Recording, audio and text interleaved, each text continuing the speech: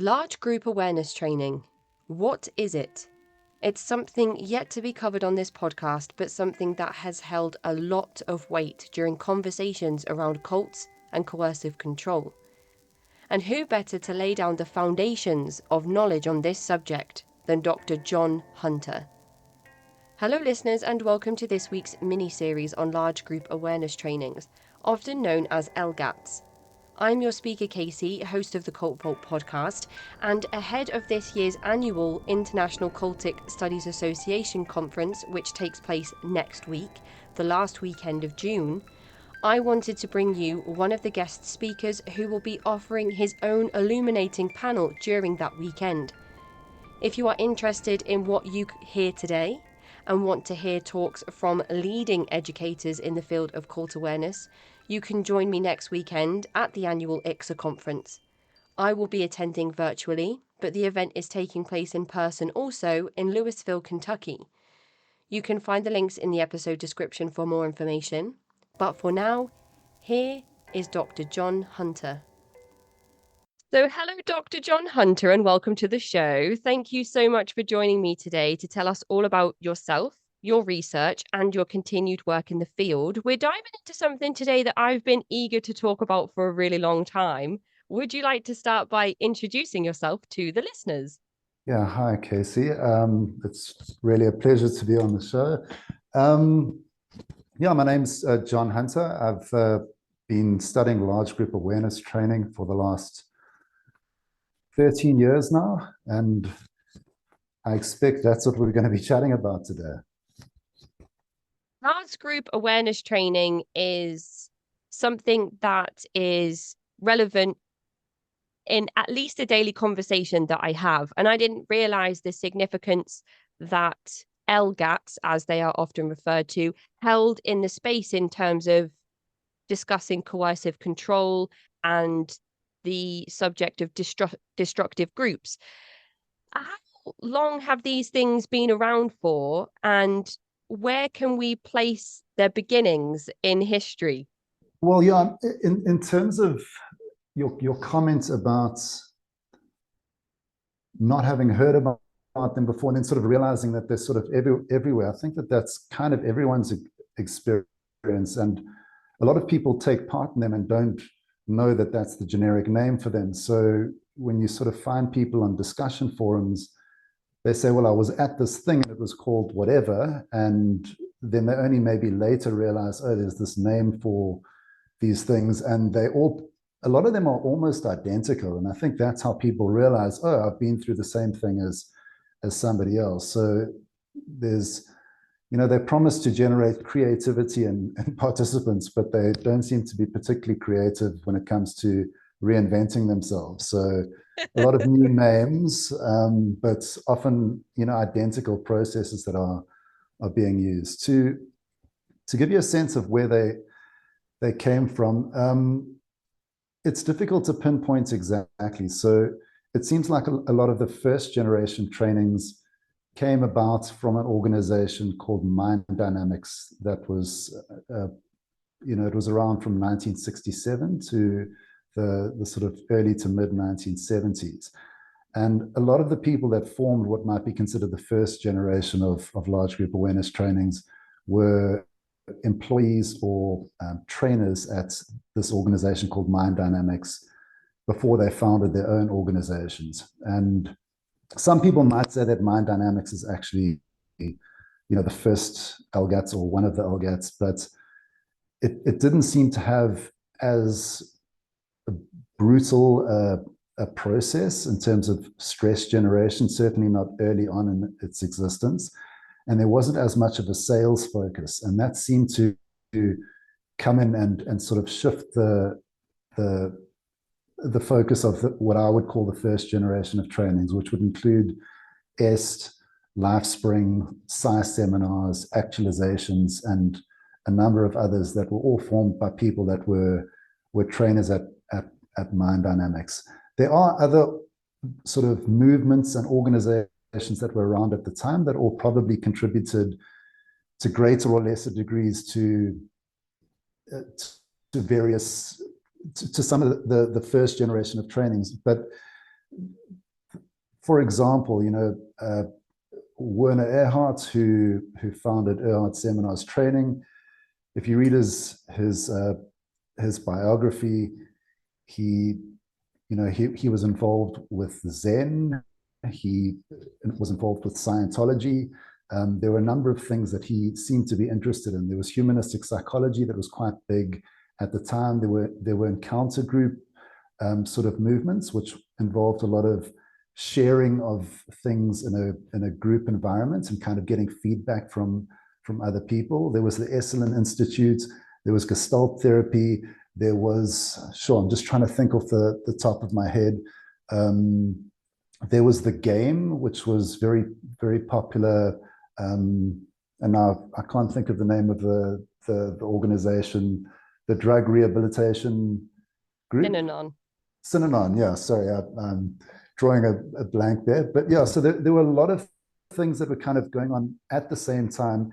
And Mind Dynamics was clearly a group that a lot of people were involved in, but they probably had a lot of other influences that kind of shaped the specific organizations that they formed. I think a really important one as well, there was an organization called Holiday Magic that was owned by William Penpatrick, and they had a seminar called Leadership Dynamics.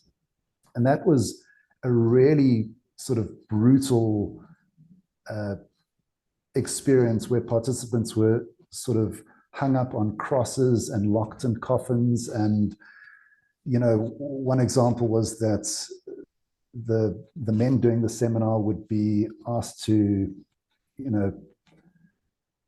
fillet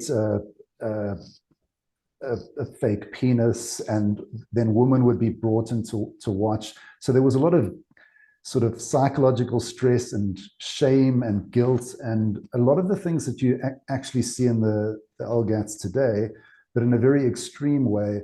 And that appears to have shaped some of the organizations that emerged from it. So certain authors have said that Werner Erhard participated in leadership dynamics, and certainly that John Hanley, who was one of the primary founders of LifeSpring, also participated in leadership dynamics. So there were a lot of things kind of going on. And, I think that people that are supporters of these organizations like to think that the founders designed them, and, that there was an intelligent design process going on. But it seems a lot more like it was a case of, evolution by natural selection. So there were processes that seemed to work, processes that they kind of realized, oh, this gives us a nice result, and we'll keep that, we'll get rid of this. And I think that's how these groups developed.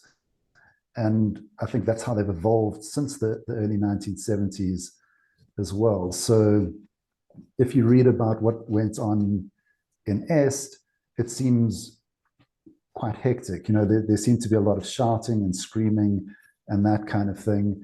If you look at the LGATs today, well, the ones that are much larger, I think because they're aware of the internet, they're aware of journalists that may say certain things, the overt screaming and that kind of thing seems to have been reduced. But what you still find are other processes that are equally able to generate a sense of guilt and shame and fear and humiliation and psychological stress.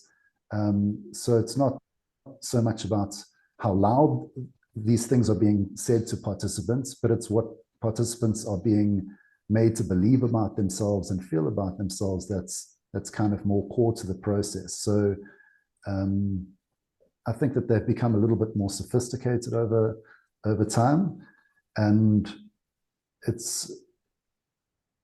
even when I'm running on now, but even when you kind of hear people reporting on the problems with these organizations, they'll often report on very overt things like this person was shouted at or screamed at, because to the public, that's something that's quite easy to understand as as something that's problematic. It's more difficult to communicate how what is said and how the exercises that are used can actually elicit a sense of, real guilt, shame, inadequacy, fear, that kind of thing. And it takes a little bit more reviewing of the evidence and understanding of what's going on to understand how that can be potentially problematic and distressing for people that are in these seminars. What you mentioned about how the individuals that take influence from the founders of certain programs would like to believe that those people probably invented those ideas. It's such an interesting concept to me personally to think about that, because I think about every single group or environment that's been discussed on this show and think that that must be how every individual feels when they look to their leader, that they would love to think that their leader, the founder of the organization, or whatever that looks like to an individual, was the person that had these ideas originally. But none of these ideas are original. Whichever type of group or movement you're looking at, there really isn't any I can think of that are unique in themselves. They all seem to kind of, take bits from one another and influences from one another. And something that ties those things together is in what you've mentioned before about Warner Earhart going to the Esalen Institute, because Charles Manson went there and spouted his wild ideas and he was told to leave because they didn't want anything to do with him. But we've also seen other individuals going there, like Bert Potter, the leader and founder of the cult Centerpoint, which is one of the more horrific cases in terms of child abuse that you can look at, that's well documented, from groups that came up around the same time in the 70s and used that type of extreme psychological experimentation and research that was happening in places like the Esalen Institute, where they were publishing papers that was like, yeah, it's okay to abuse children. It's okay to have sex with children. There's actually nothing that is negative about it in terms of what our research states. That's wild. It's like people getting together and saying, what's the most shocking research we can do right now? Because everyone's pushing boundaries. So let's push. What boundaries can we push? Sex with children. Like, it's the most abhorrent thing. And then it's giving groups like Bert Potter's Centerpoint validation to just basically live out perverse lifestyles. And it's so interesting to be able to kind of look at Charles Manson, look at Bert Potter, look at Warner Earhart, who I'm not saying was, had the same intentions as Bert Potter, but the fact that all of these groups have linked and overlaid with one another and all have questionable tactics included in their hierarchies and in their methodologies, again, is no coincidence, I don't think. Yeah, I mean, it's difficult. It's difficult to tell. I mean, I guess to comment on what you said a little bit earlier, the idea of a lot of the organizations kind of claiming that they came up with the processes, or what LGATs often refer to as the technology, which is also a Scientology word. But they claim to have kind of come up with this technology. One of the really big things about the influence that takes place in these seminars, based on my research, is that there's quite a clear process of devaluing critical thinking and making it less likely that people are going to think for themselves. So, they speak about natural knowing. They speak about experience as being the most valid ways of knowing things. So experience is elevated as a way of knowing. Natural knowing is elevated as a way of knowing. They say these are experiential trainings. It's not about learning concepts. They say that the value that you'll get out of them will kind of come sort of automatically and naturally. So they spend quite a lot of time kind of saying, and really, I mean, if you read through my PhD, there's a lot of evidence of this. They kind of say, stop thinking. Like, thinking is not a great way. You're not going to be able to figure this out.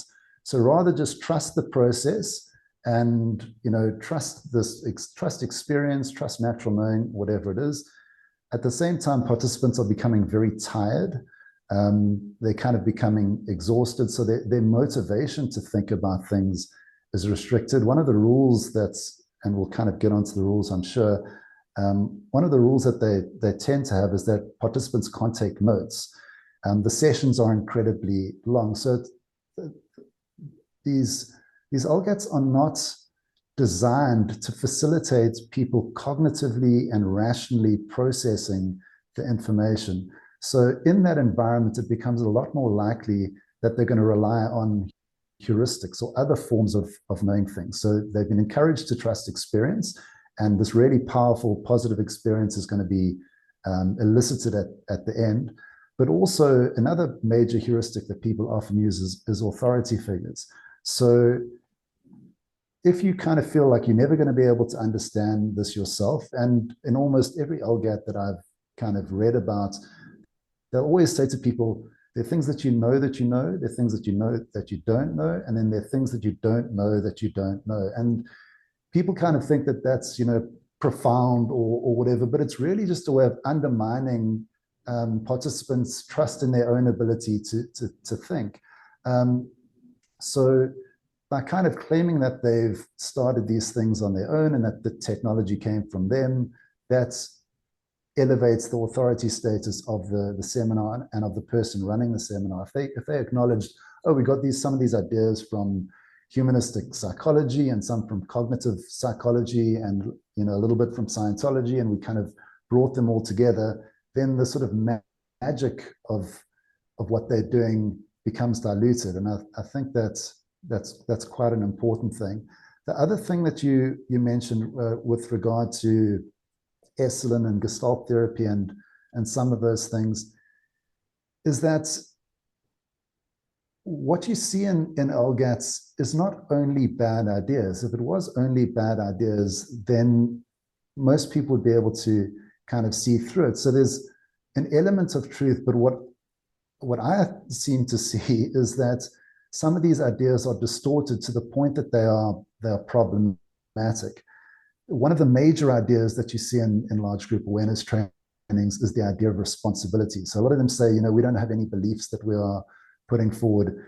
Their primary, doctrine is that you need to be responsible for everything that happens in your life. And that is not a problematic doctrine if it's kind of taken in moderation. I mean, that's the sort of stoic way of looking at things. People should take responsibility for their lives. If there's things that are kind of going wrong, you can't just blame everyone else. You need to look at yourself. But if you see the interactions that happen, and it's not rogue trainers that have kind of gone off script. These are consistent interactions that are problematic. The things that they tell people to take responsibility for, and the way that they do it is, in my view, clearly to generate guilt and inadequacy and shame and that kind of thing. And you just see it over and over and over again. So, for example, again, they kind of seem to claim that they've come up with some of these things on their own. Rational emotive behavior therapy was one of the earliest forms of cognitive therapy that was developed in the late 1950s, I think, by Albert Ellis. And Albert Ellis was influenced by the Stoics like Epictetus, who said something along the lines of, people are not affected by events, but by the interpretation of those events. And that's a very wise thing, because things happen, but you can interpret them in a better way. So he actually had something called, when you study it, you see A, B, and C. So A is an activating event, B is your belief about that event, and then C is the consequence. So if you have a different belief about the event that happened, it will lead to a different consequence. So this is cognitive therapy in a nutshell, is change the way that you think about something, and it will change your emotional response to it. If you look at landmark worldwide, for example, they've got a program called the Forum, and one of the major things that they do is they say, there are events, and then there's your interpretation of the events, or there's a story. They say there's a thing that happened, and then there's a story, and then there's a consequence. And they spend quite a lot of time saying, well, it's just your story. I mean, that's essentially REBT, rational emotive behavioral therapy. So you've got ABC, activating event, belief, consequence. Instead, now you've got the event, you've got the story, and you've got the consequence. So they're using something that is valid, but if you see the way that it's applied, it's applied in an environment where there's, there can be a couple of 100 people in the room, and the way that they do it is not how a therapist would do it. If somebody's been through something incredibly traumatic, then you would work with them slowly to kind of get them to change the way that they perceive that thing. And there would be no pressure on them. There would be no harassment of them if they didn't embrace the new cognitive framework immediately. And I think that that's a big difference. So just because they may have taken something that's useful in one format and maybe distorted it or bastardized it to the point that it is problematic. And I'll read you a couple of examples just to maybe give you and the people that are listening a sense of what I'm talking about here.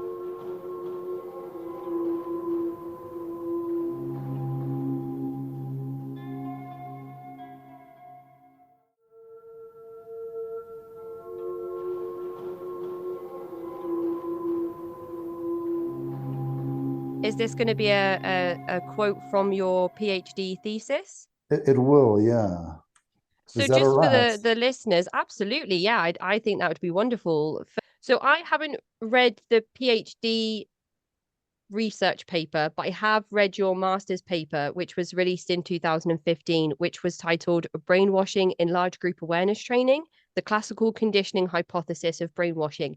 And even though I haven't accessed the PhD research, this was such an incredibly insightful and in-depth entry into understanding large group awareness training, where it came from, how it's developed over time, and how we can recognize some of the problematic parts of LGATs backed up through pre-existing research done by Edgar Schein, Robert J. Lifton, Margaret Singer, Janja Lalich, Eric Erickson, Michael Langoni. Everybody is mentioned in this paper.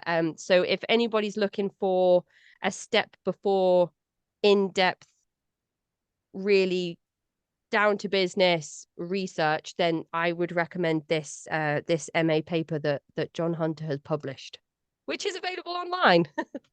Well, they both are, and I must say the doctoral thesis is very accessible as well. So it is long, but it's, I mean, I certainly wrote it in a way that I thought would be accessible to anyone who's kind of interested in it. I'm not necessarily that smart, so I wanted to kind of write it in a way that I understood it, so hopefully other people would understand it as well.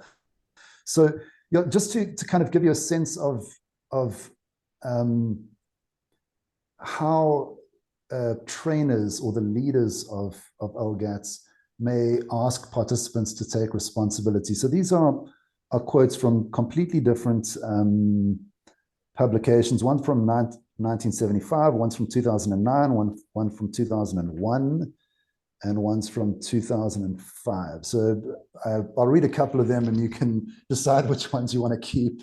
All right, so the first one, it says, "It's your own fault." Gradually, Tony, who was obviously the leader in this thing, moved on to another mainstay in the EST body of knowledge, the idea of taking responsibility for your life. It's basically the perception that your problems aren't caused by sickness or fate or other people. They're caused by you, and until you accept that, you'll never solve any of them. Not surprisingly, almost everyone in the room had an example of some exception in his own case, but Tony would have none of it.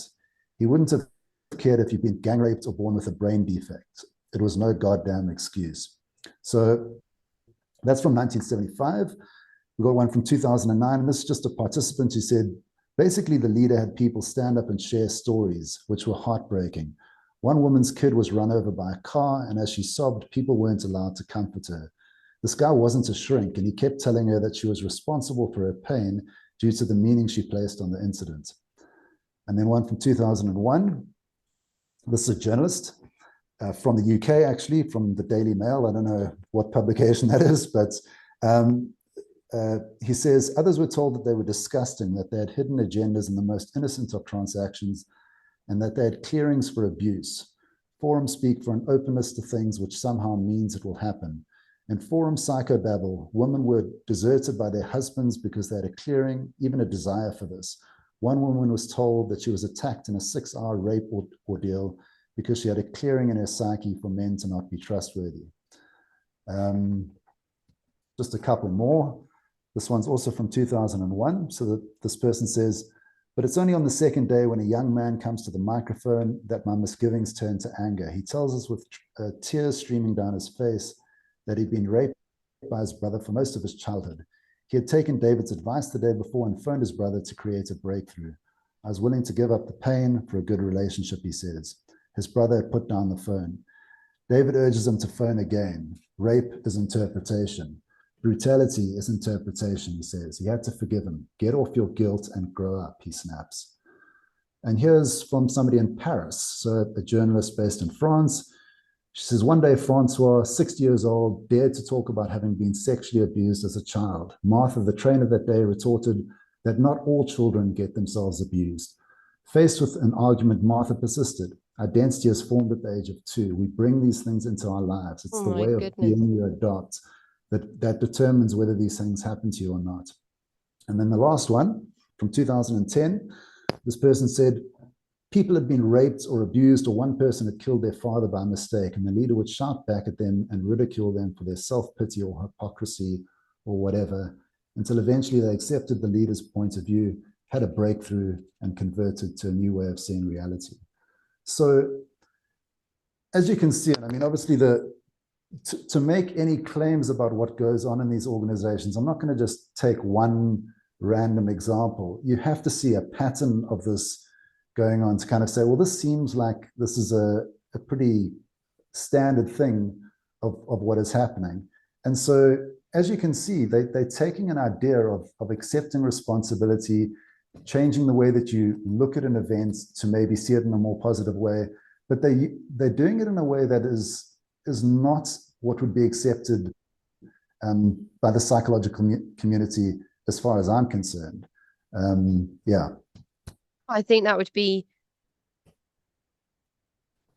devastating to learn that your research and your methodologies were being exploited in that way, especially when we hear about similar rhetoric used in destructive groups where people say that wasn't rape, that's just how you interpret it. It's not only trying to change the way a person perceives a damaging event that has happened in a really negative way, in a forceful and coercive way. There are destructive groups perpetrating these exact things: sexual assaults, physical abuse, financial, emotional abuse, and then trying to tell the people that they're only interpreting these things as bad things. So this feels like it's a step before people take it that one step further and actually start perpetrating the things that they're telling people was their own fault to begin with.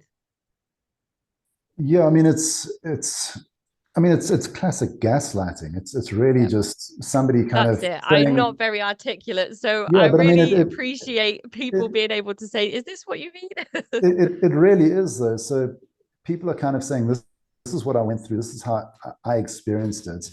And you've got somebody else saying, well, actually, your experience is not valid because actually this is the correct way to have experienced it. So it's really undermining people's ability to think for themselves. And so, I took part in an LGAT in 2010. I mean, that's how I kind of got interested in this. And it was amazing to see a room full of really smart people. There were people that I worked with and some other people that I didn't work with, but they're also professionals, and and day one there was some resistance. By the end of the seminar, everyone was just doing what this person said, listening to his interpretations of everything. It's what Robert J. Lifton would refer to as doctrine over person.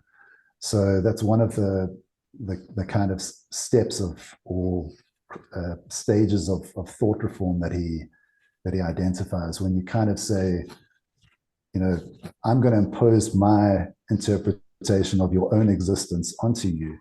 And that happens a lot in these seminars. Along with the idea that any negative things that have happened to you, you've brought onto yourself in the first place through some manifestation of some type, which is so damaging. There's probably irreparable damage happening just with that one particular tactic that's used in these environments, which is, I don't yeah, I try not to get angry, but it's tough to think about. So you mentioned it was sorry, I don't mean to, I just on that point, it was quite interesting to me, having researched them for quite a while, when that series came on, Scientology and the Aftermath, and Mike Rinder was basically saying something along the lines of, in Scientology, one of the major things is you are responsible for everything that happens in your life. So a lot of these LGATs will kind of say we've got nothing to do with Scientology, even though, in the biographies of some of the founders, Scientology is mentioned, very frequently, sort of 50 times it's mentioned, if not more. And then you see these similarities kind of coming through in terms of some of the areas of focus. And I do think that there's a common thread that runs through these LGATs and even through the auditing processes of Scientology, and maybe even in some mainstream religions, in terms of that sense of generating guilt and fear, shame, that kind of thing, that psychological stress, which I believe leads to the experience that they're able to kind of generate, which is, I think, really important in terms of converting people to, being supporters of their organizations. You mentioned that you experienced a large group awareness training yourself in 2010. How is it that you found yourself sitting in a room full of people who were all looking for help with something?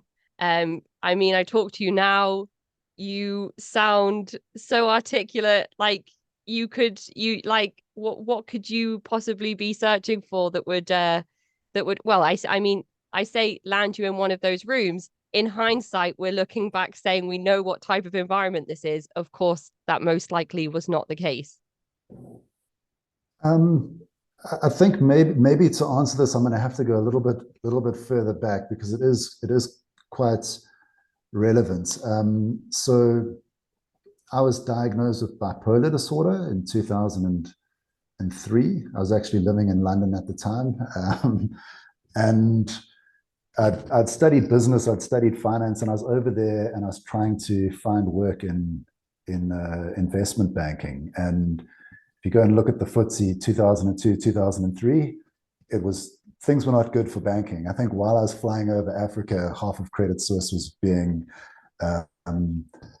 fired. So I arrived at a particularly bad time, and I couldn't find any work, and it was incredibly stressful. First time, living outside of South Africa, and a lot of sense of kind of inadequacy and feeling really small and kind of worthless for a long period of time.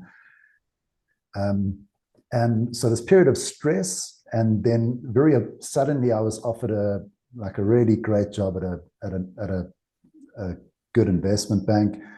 And probably a couple of days after being offered that job, so there was this period of stress and then the sense of kind of reward or goal attainment that kind of came about. A couple of days after that, I experienced my first manic episode. That's the sort of elevated state of bipolar disorder. And it was quite extreme, and I didn't really know what was going on, and I didn't know what bipolar disorder was at the time. It wasn't in the media, I don't think, as much as it is today. But long story short, I ended up being diagnosed with bipolar disorder and spent the next sort of 7 years kind of getting my life back on track and also learning about bipolar disorder. So trying to understand what are the things that cause these manic episodes, because depression often follows. And that, I mean, mania is pretty destructive, but depression is, really unpleasant, to put it mildly. And so I spent a lot of time trying to figure out what kind of is most likely to cause these elevations in mood. And what I found was that psychological stress is a major trigger. So in terms of key triggers for bipolar disorder, psychological stress, sleep disruption was another one, and goal attainment is another one. So kind of a sense of reward, whatever. So I was kind of like very aware of those things. And so from 2003 to 2010, I was kind of learning about all of that stuff. And I'd been working most of the time, and I'd been working in Joburg for a while. And then I ended up taking a position in Durban at a company that was, a pretty big organization. And as part of the induction process, they just said to all of us, you have to take part in these two, I think they may have referred to them as personal development trainings. And they didn't tell us anything about them. So I said, yeah, sure, absolutely no problem. I'd like to develop personally, as I think any employee would. They even had a session beforehand where, we're supposed to be able to ask questions, because there was quite like a sense of mystery about these seminars around the office. People spoke about them as if they were kind of magical. Well, a lot of people did. And then there were also a couple of people who spoke to me and told me other things. But the chairman basically ran a meeting beforehand and kind of was supposed to answer questions, but it was all very vague. Everything was spoken about in euphemisms, that whole thing of, what you know what you don't know, the things that you don't know that you don't know. We were told that we'd have the greatest time of your life, on the final day, you will have the most amazing experience of your life. And having been manic before, I don't know how much you know about bipolar disorder, but hypomania and mania feels pretty amazing. And, before it gets completely out of control, it's the opposite of depression. You feel incredibly empowered, euphoric, confident, sociable, highly energized, highly productive. It's really an incredible state to be in. Your whole sense of the world shifts when you're in that space. So while a person who's depressed may kind of look at themselves and the world and the future, and they may feel worthless, and they may look at the world and see it's very bleak, and they may look at the future and just be incredibly pessimistic about it. The opposite is true when you're hypermanic or manic. So when I was told, oh, you're going to have the greatest day of your life, I was like, well, that's pretty amazing, because I've had some pretty amazing days with when I've been manic before. And then I started hearing about people being like, there were 3 people in not an enormous company that had been divorced immediately after participating. So reckless or impulsive behavior is very common with people that are manic. And I was like, oh, that's really kind of interesting as well. And I heard about people that had spent huge amounts of money immediately afterwards. And again, I was like, that's manic behavior. So I was a little bit, I was just cautious going in. And, the first day started at 6 o'clock on a Thursday after a day of work, and it ended at 2 in the morning, and we were given homework on top of that. Friday, same thing, worked the whole day. The course started at 6 o'clock and it ended at 2 in the morning, and we're given homework on top of that. Saturday, it started at 9, I think, finished at 12, homework again. And over those 3 days, the trainer was incredibly abusive. Some of the things that went on were just, I couldn't believe that this was happening. So the kind of comments that I've read out earlier, there was a lot of that going on, people breaking down, crying, people being shouted at and screamed at. Remember, this is South Africa, and there's probably a lot less regulation here than there may be in the UK or the US, for example. So I would imagine that, LGATs here kind of just do what they can get away with. So it was really, really unpleasant for 3 days. And then on the final day, it was 4 days in a row, the stress was abruptly removed and replaced with a sense of love and affirmation, and you've graduated and you're wonderful and whatever. So I'm looking at this as a person who's studied bipolar disorder for 7 years, and I'm going, stress, there couldn't be more psychological stress than what occurred in those couple of days. There's sleep disruption. So with the homework and the late finishing times, I was like, that's a major trigger for mania. And suddenly you've got this goal attainment, this reward coming through. And I was like, that's a recipe for hypermania or mania. And then when I looked at the behavior of all of the people that were in the room with me, it all looked very similar to bipolar hypermania. And I was like, that seems really, concerning, but also as somebody who had studied for a while, it was very, very interesting. So of the group, I would say, 90% of the group were really euphoric, like smiling and laughing and just feeling the best they've ever felt in their lives. They were so excitable. They kind of were saying to me at work, I'm only needing 3 or 4 hours sleep a night, and I'm managing, and I'm just full of energy, which again is exactly what you see with bipolar hypermania and mania. So that was kind of the start of my interest. In terms of why I was there, I think it's a little bit misleading to think of people who participate in LGATs as being, weak or looking for something. I don't think that it fits the same mold, and I don't know enough about other groups that you may have looked at. It's not like they're recruiting people from university campuses and kind of finding people that are feeling a bit lost. Like, that's not really how it works. If you read Cults in Our Midst by Margaret Singer, chapter 8 is called Intruding into the Workplace. And so often LGATs are offered by organizations. So you've got some senior manager or owner who is a fanatic about these things, who's asking their employees to participate. So, Lululemon in the US, for a long time, they were asking, and when I say asking in inverted commas, it seems like there was a lot of pressure for the employees to take part in the Landmark Forum. The same thing was true of Panda Express, which is a food chain in the US. All the employees at one point, or the head office employees, were being, again, strongly urged, in inverted commas, to take part in these seminars. So that seems to be how it takes place. When they've done studies of the demographics of people that were taking part, even in the 1970s and 1980s, it seemed to be people, I think it was 90% of participants had university degrees, 30% of them were doing postgraduate qualifications or other professional qualifications. So it wasn't, from what could be gleaned from that information, a weak group of people who weren't able to think critically. And I think that that's often the danger, is that people outside will look in and kind of go, anyone that falls for these things, it's their own fault.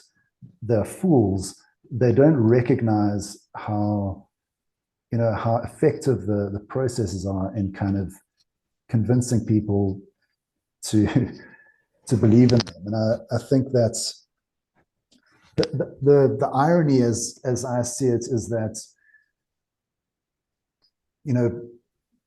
a person outside may look at people that get involved in an LGAT or in some other sort of group and say it's because they're weak and it's because they don't think rationally.